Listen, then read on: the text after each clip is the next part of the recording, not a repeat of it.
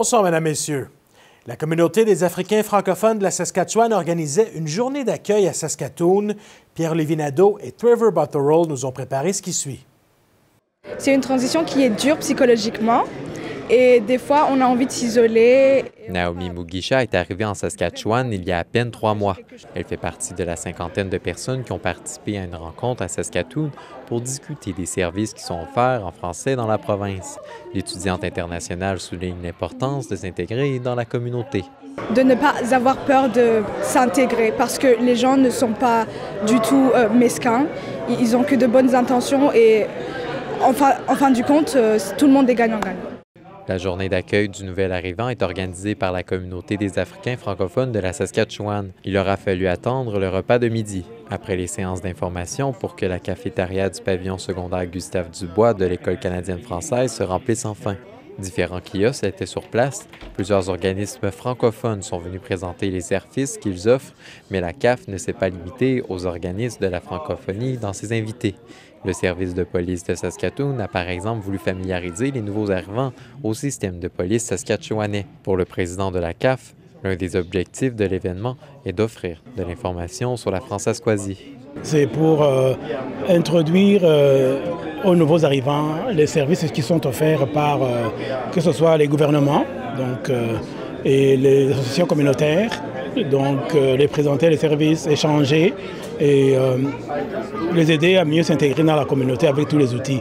Il ajoute qu'il s'agissait également d'une journée pour favoriser les rencontres. Ici, tu rencontres des gens que tu ne connais pas, que tu n'as jamais rencontrés, des fois qui viennent des mêmes pays, qui ne se connaissent pas, ou différents pays qui se rencontrent aussi pour socialiser, partager les histoires d'intégration. Quelques prestations, notamment humoristiques, ont été offertes après le dîner. Ici Pierre-Olivier Nadeau, Radio-Canada, Saskatoon.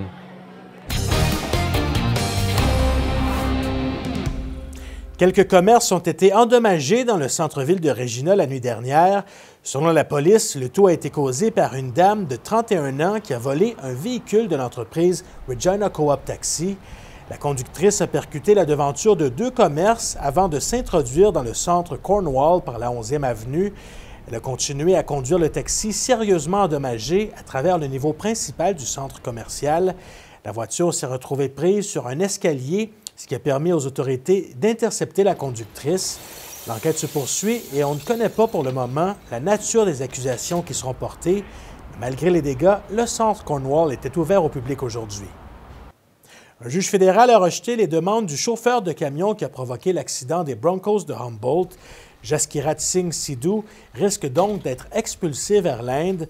Son avocat, Michael Green, qui est spécialisé en immigration, indique que la prochaine étape sera une audience formelle pour délivrer l'ordre de quitter le Canada. Même s'il est expulsé, Jaskirat Singh Sidhu pourrait demander le statut de résident permanent pour des raisons humanitaires ou de compassion. L'ancien camionneur de Calgary, qui a reçu sa libération conditionnelle au début de l'année, a un bébé de 9 mois qui nécessite des soins médicaux importants. The test on humanitarian grounds is would a reasonable Canadian think it was the right thing to do to relieve the misfortunes of the individual. And we know there's going to be a whole spectrum of views on this one. We hope that the department and the minister will see it, that this is a case that cries for relief. Le Néo-Zélandais John Nabbs traverse le Canada à la course vêtu d'un costume de Superman pour amasser des fonds pour les enfants atteints d'un cancer. Son parcours d'environ 8000 km a commencé à Saint-Jean, à Terre-Neuve-et-Labrador et va se conclure à Victoria, en Colombie-Britannique. Notre vidéographe Corey Herperger a rencontré John Nabbs hier à Regina alors qu'il se préparait à courir vers Moose Jaw. I'm stopping in at schools and also kids' hospitals, specifically the cancer wards along the way through Canada, and stopping in visiting the kids who are going through cancer, receiving chemo, sitting around the hospital, bored out of their brains while they're waiting for chemo, and just trying to put some smiles on some faces and sharing the journey with them. Voilà, Mesdames, Messieurs, c'est ce qui conclut ce bulletin d'information. Ici Karel Hébert et au nom de toute l'équipe, je vous remercie d'avoir été des nôtres. On se retrouve plus tard et d'ici là, bonne soirée.